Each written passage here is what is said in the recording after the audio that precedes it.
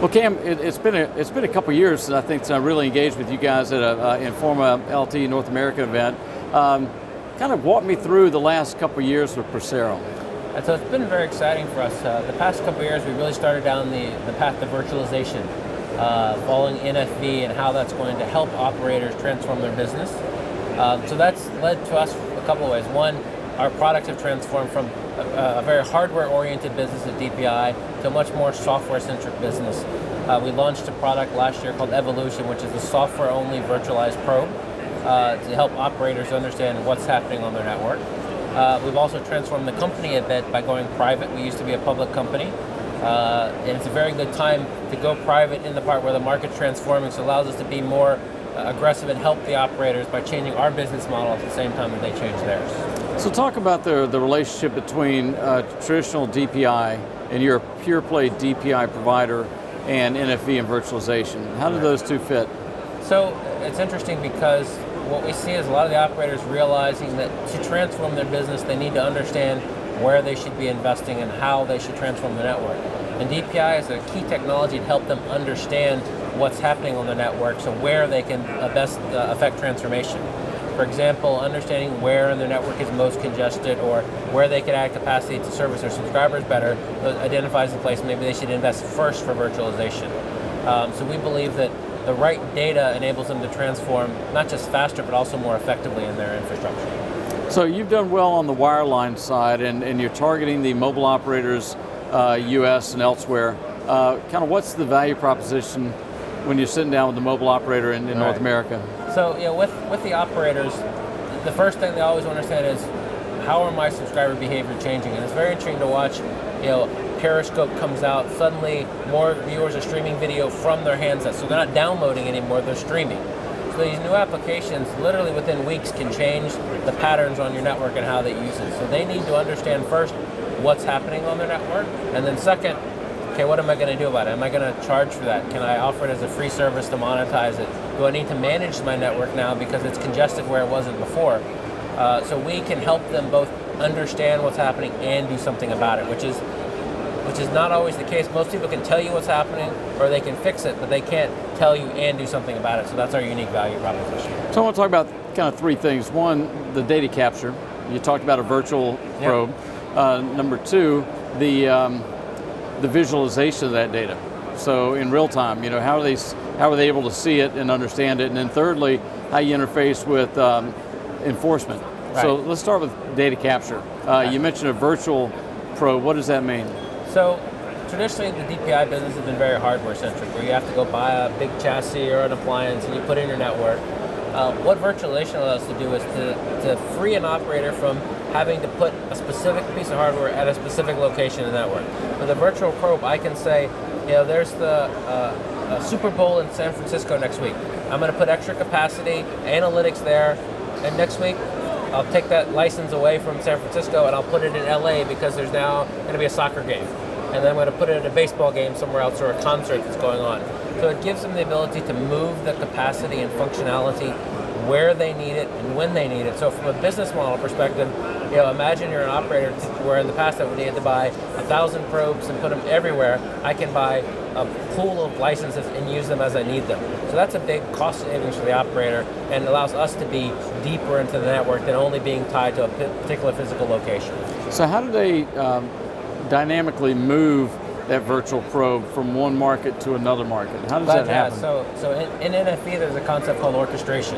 And what our probe is doing, because it's based on traditional network technology rather than kind of passive probing, we're a full NFV Mano compliant type solution. Now obviously the standards for that are still developing, but now the operator can basically point and click and say this instance is now going to be moved over there, and it'll disappear off one server and pop up again on another server. It can be the exact same instance, but I've now moved that license and the capacity somewhere else. So we can play with the full virtualization infrastructure rather than just being a physical probe of the network. Got it. Let's talk about visualization. You gave the example of someone Periscope. So there's a big concert going on, everyone's streaming that. Who's looking at the data and how do they visualize the data? and then we'll talk about enforcement and policy in just a minute. So we actually had a case where we have a customer that's a Wi-Fi provider, global or U.S. Wi-Fi provider. They run a lot of venues, and they put us in as a trial during a concert.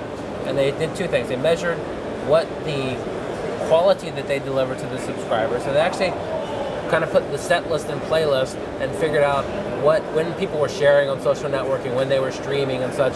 And we have a visualization tool that showed every access point in the arena, and then how the quality changed, where the usage was over time. So we have a tool called Scorecard that actually can visualize that data and show you how the quality changes over time, or how the usage changes over time for these. So we can actually, for the operator, both in real time and historically, give them the real-time feedback to say, your network had a problem, and it was in this specific location, and it was because of this thing. So it's not just like a report which says you were over capacity, it's you were over capacity, and here's why, and here's what we recommend to do that. Got it. And then finally on the being able to take action on whatever data. Are you an policy enforcer, or are you partner with other enforcement and activation So companies? we are, DPI has historically been an enforcement function. If you think back to the past, it was really, I need to manage peer-to-peer.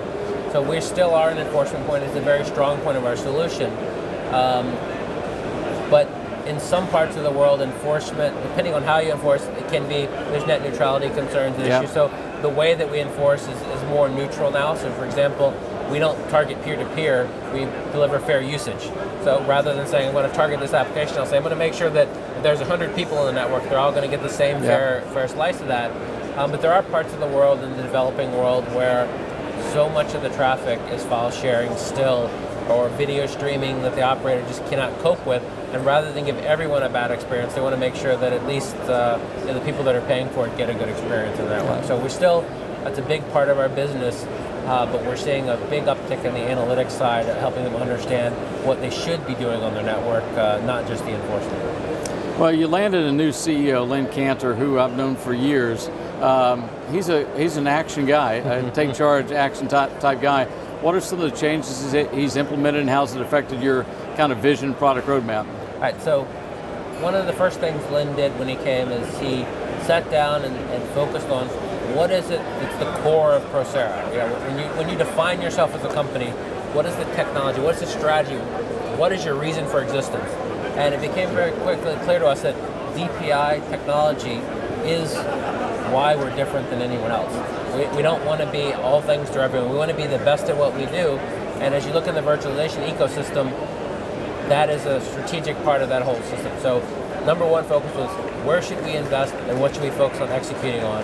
And he's turned the company really much to, let's focus on what we're good at, not try and be everything to everyone.